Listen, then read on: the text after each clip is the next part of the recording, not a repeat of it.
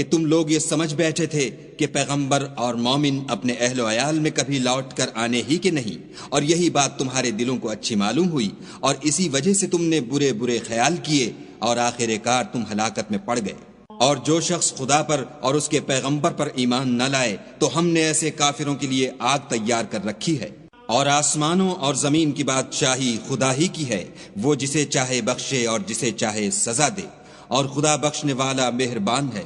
جب تم لوگ غنیمتیں لینے چلو گے تو جو لوگ پیچھے رہ گئے تھے وہ کہیں گے ہمیں بھی اجازت دیجیے کہ آپ کے ساتھ چلیں۔ یہ چاہتے ہیں کہ خدا کے قول کو بدل دیں، کہہ دو کہ تم ہرگز ہمارے ساتھ نہیں چل سکتے، اسی طرح خدا نے پہلے سے فرما دیا ہے۔ پھر کہیں گے نہیں، تم تو ہم سے حسد کرتے ہو۔ بات یہ ہے کہ یہ لوگ سمجھتے ہی نہیں مگر بہت کم۔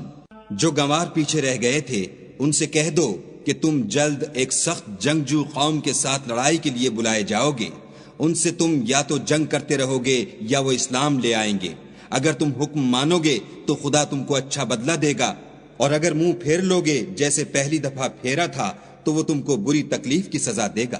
نہ تو اندھے پر گناہ ہے کہ سفر جنگ سے پیچھے رہ جائے، اور نہ لنگڑے پر گناہ ہے اور نہ بیمار پر گناہ ہے، اور جو شخص خدا اور اس کے پیغمبر کے فرمان پر چلے گا خدا اس کو بہشتوں میں داخل کرے گا جن کے تلے نہریں بہہ رہی ہیں، اور جو روگردانی کرے گا اسے برے دکھ کی سزا دے گا۔ اے پیغمبر صلی اللہ علیہ وآلہ وسلم، جب مومن تم سے درخت کے نیچے بیعت کر رہے تھے تو خدا ان سے خوش ہوا،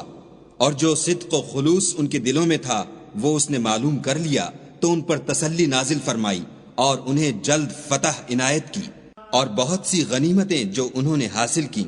اور خدا غالب حکمت والا ہے۔ خدا نے تم سے بہت سی غنیمتوں کا وعدہ فرمایا ہے کہ تم ان کو حاصل کرو گے، سو اس نے غنیمت کی تمہارے لیے جلدی فرمائی اور لوگوں کے ہاتھ تم سے روک دیے۔ غرض یہ تھی کہ یہ مومنوں کے لیے خدا کی قدرت کا نمونہ ہے اور وہ تم کو سیدھے رستے پر چلائے،